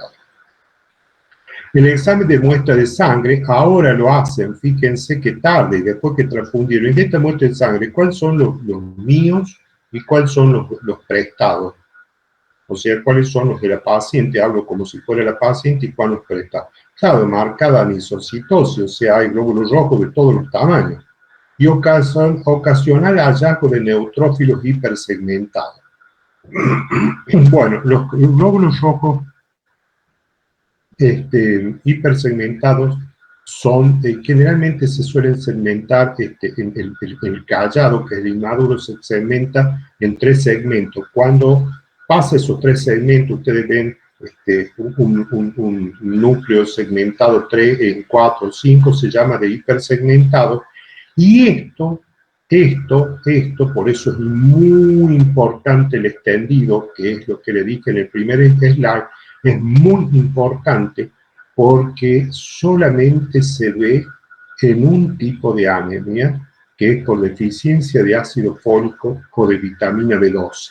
Más, suele ser antes que se manifieste propiamente la anemia, si tuviéramos la casualidad de ver un citológico, un hemograma con valores normales límite, pero neutrófilo hipersegmentado, veamos rápidamente el volumen corpuscular medio, porque seguramente también va a estar borderline, 98, 100, como vemos en muchos pacientes de edad. Esto se ve mucho por falta de alimentación en los pacientes que pasan la 7ª década de vida, y suele ser lo primero en aparecer y lo último en desaparecer, a pesar de que corregimos la anemia y le damos vitamina B12 o ácido fólico o ambas cosas. O sea que esto es un indicador a tener en cuenta. Entonces yo diría, vuelvo a formular la hipótesis, a pensar, me parece que yo estoy ante una persona que tiene una anemia por deficiencia de vitamina B12 y de ácido fólico.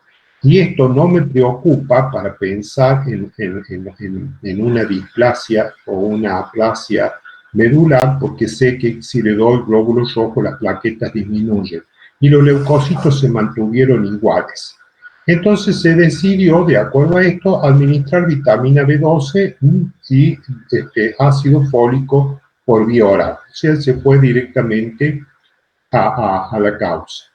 Se hizo una evaluación y se dio que sensaciones vibratorias disminuidas en los dedos del pie y el score del examen del estado mental. Si ustedes quieren ver, eso muchas veces nosotros los geriatras lo hacemos no, digamos, propiamente por encuesta, pero sí le hacemos un par de cálculos o que nos revise un poco el pasado o que nos plantee problemas del futuro o reciente que hicieron hoy, que comieron, dígame qué comió anoche, se recuerda cómo se sentaron en la mesa, estaba usted solo con su esposa, estaba al lado, estaba al frente, en fin, qué es lo que hizo, para ver, digamos, el estado de su memoria. Se llama mini en inglés, ¿no? Mini mental. Los psicólogos lo hacen, que un score de 30-30, ella lo tenía un poco disminuido. En realidad uno empieza a alarmarse cuando tiene 25, o puede ya tratar de tener, digamos, más recaudo, sobre todo cuando piensa en esta edad, un Alzheimer. Pero las sensaciones vibratorias disminuyen en los dedos del pie, esto es muy característico. La única anemia que les dije yo recién, la única anemia que traía trastornos neurológicos de sensibilidad profunda acá es la anemia por deficiencia de vitamina B12. La por ácido fólico no, es por la ausencia de vitamina B12. Y este mini mental no sé cómo interpretarlo. Puede ser que esté dentro del rango normal para la edad, para los 70 años. Habría que ver también qué tipo de actividad intelectual tuvo la persona previamente, ¿no? No es lo mismo que esta morocha haya sido profesora de física en la universidad que haya sido ama de casa. Si es ama de casa no me preocupa, y si fue profesora universitaria de física me entraría a su vez, porque tendría que tener un estado del 30-30, ¿no? Con un buen coeficiente. Son personas que han ejercitado mucho la memoria, no es tan fácil. Bueno, de todas maneras, la deficiencia de vitamina B12 y de ácido fólico de por sí pueden disminuir la actividad intelectual. De hecho, ha habido hasta hace no mucho, 10 años, salieron muchos estudios donde demostró que ni la memantina ni el donepezilo eran tan eficaces como decían para la memoria. Y los estudios donde se administró ácido fólico, en realidad los pacientes mejoraban su prueba del mini mental de mejor manera que aquellos que recibían donepezilo o memantina. Bueno, ahí está, no son estudios muy masivos, es un chisme que les pongo nada más, pero el ácido fólico parece ser que era lo más concreto. Bueno, esto fue una ampliación adicional que seguramente la hizo el hematólogo. Bueno, la vitamina, se hizo un dosaje de vitamina B12 y estaba descendida, es más de 100, y los folatos estaban normales, más o menos 20. Es característico eso, que cuando hay deficiencia de vitamina B12, el folato está normal o aumentado. Y se le pidió dos análisis, uno de la homocisteína y otro el ácido metilmalónico, en los cuales interviene la vitamina B12. Y no se metabolizan si no hay vitamina B12 o ácido fólico, o ambos, ¿no? Cuando están aumentados significa, es casi un indicador casi ineludible de que hay deficiencia de vitamina B12, la homocisteína y el ácido metilmalónico. ¿Por qué? Porque no pueden continuar su metabolismo hacia metionina si no existe la vitamina B12 en cantidad suficiente.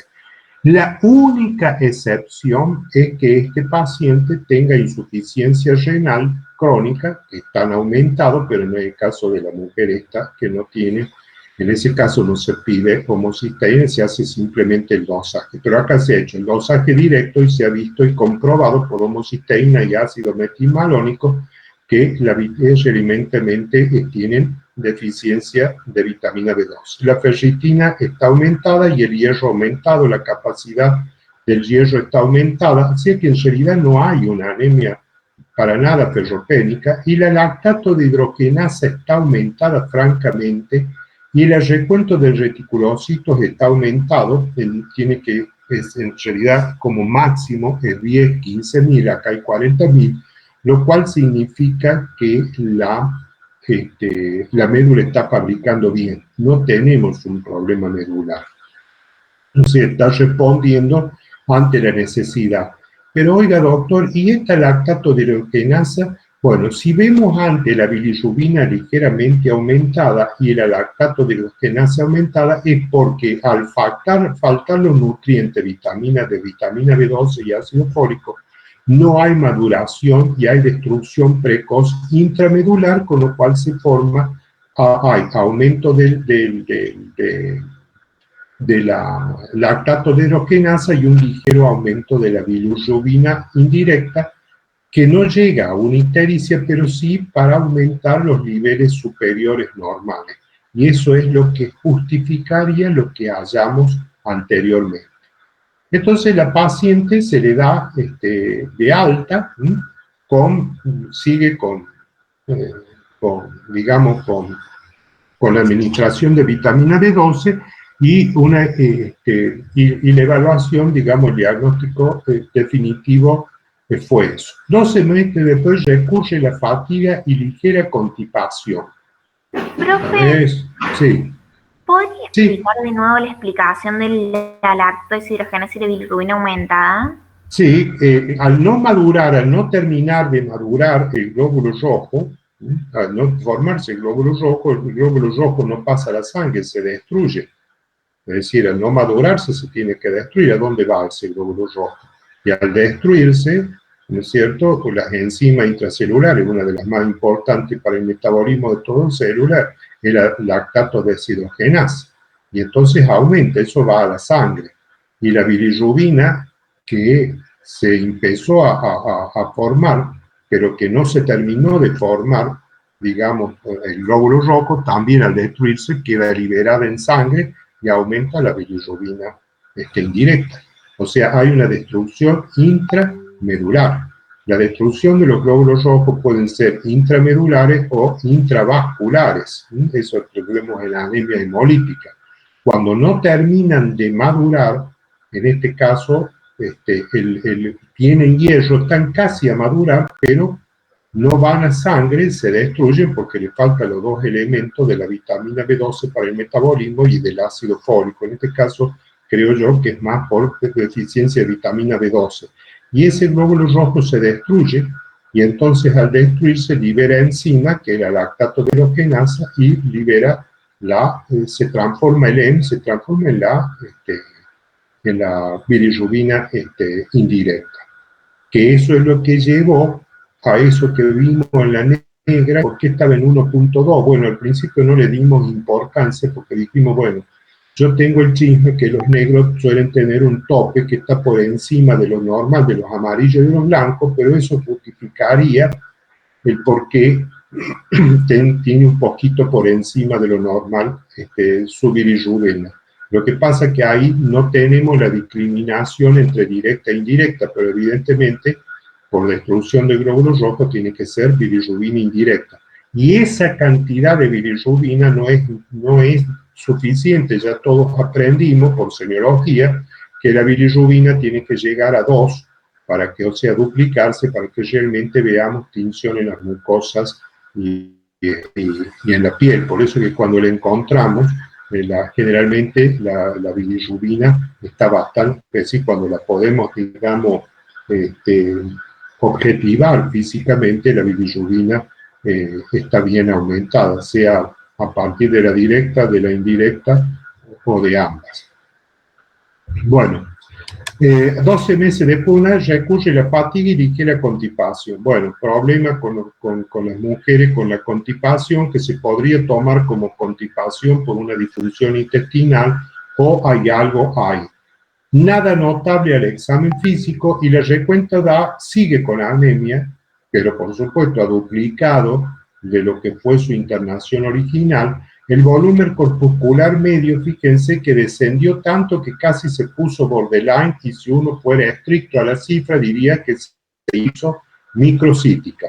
Pero la ampliación de la distribución de los glóbulos rojos prácticamente se normalizó. Tiene buena cantidad de glóbulos blancos y de plaquetas. Y claro, evidentemente las plaquetas, igual que los glóbulos blancos, necesitan de ácido fólico y de vitamina B12.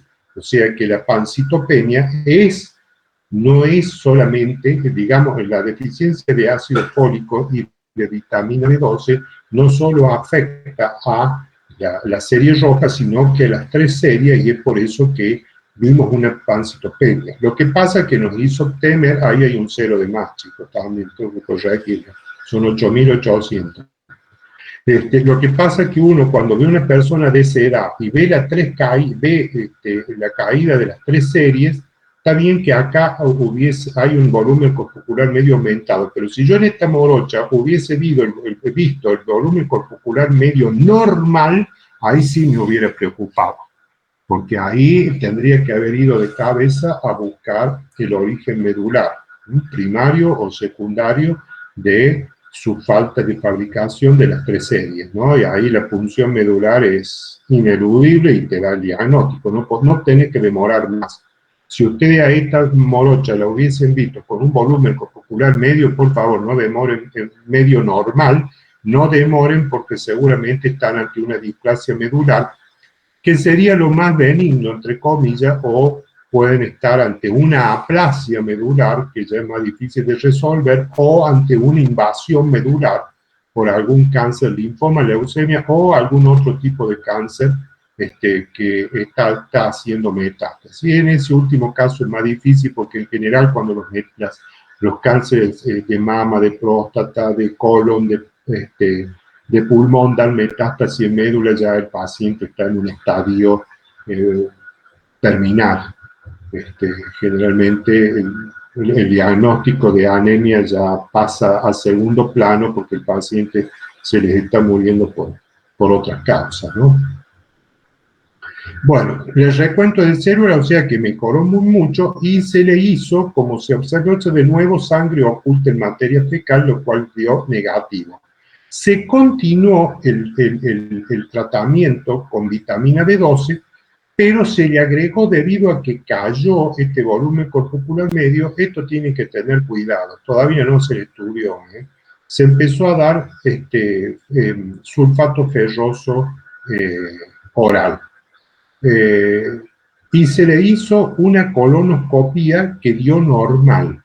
Bueno, ¿qué pensaron acá? Pensaron de que en realidad no era suficiente la muestra negativa de sangre oculta, sino que había que hacer directamente una colonoscopía, dado que se corrigió la anemia desde el punto de vista macroscópico, entre comillas, por deficiencia de B12, pero aparentemente cosa que no es raro, se puso en evidencia una anemia ferropénica, a pesar de que los datos de hierro, de ferritina, de saturación y de hierro plasmático eran normales. Se le hizo una endoscopía gástrica donde se observó una gastritis atrófica, bueno, que esa es la causa, la gastritis atrófica, ustedes saben que es una de las causas de deficiencia de vitamina B12.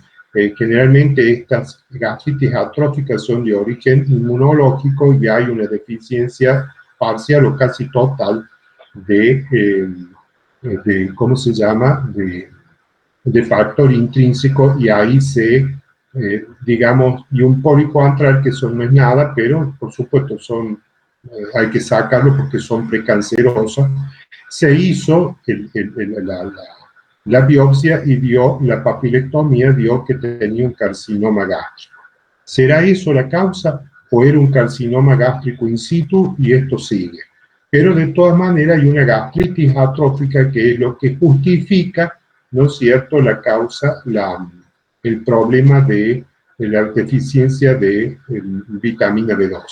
4 meses después, o sea, 1 año y 4 meses, los leucocitos sin cambio, bueno, quiere decir que todo se fue normal, y se suspende el tratamiento con sulfato ferroso.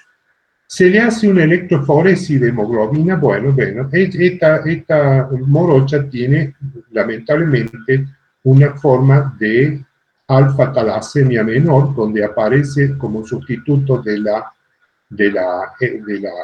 cadenas alfa, las cadenas alfa 2 y tiene un porcentaje aumentado de globina fetal, que es lo que mantiene esa leve anemia que no puede ser corregida solamente con vitamina B12 y ácido fólico. De todas maneras, esta es una alfa-talasemia menor, que es lo que yo le describí, que muchas veces no tiene sintomatología. Ella llegó a los 70 años y aparentemente se pudo desenvolver normalmente. No creo que haya sido deportista o haya tenido ese tipo de actividades, porque sí, se hubiese manifestado y lo hubieran descubierto antes.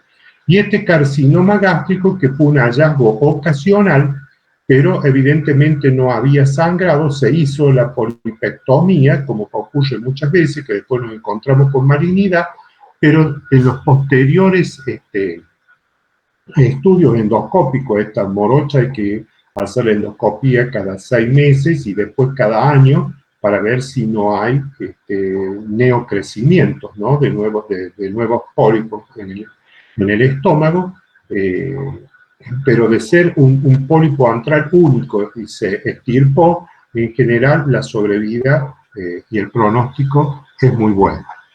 Bueno, 3 meses después resuelve los síntomas, cuenta da 11.3, estamos casi en la normalidad, pero sigue el hierro, sigue bajando el volumen corpuscular medio y nos hace pensar que estamos en una anemia de tipo ferropénica, ¿no? De todas maneras, acuérdense que el volumen corpuscular medio, ahí es una C, también hay un error. Volumen corpuscular medio suele estar disminuido en las, junto con la hemoglobina, en las talasemias, sobre todo en esta talasemia menor que no da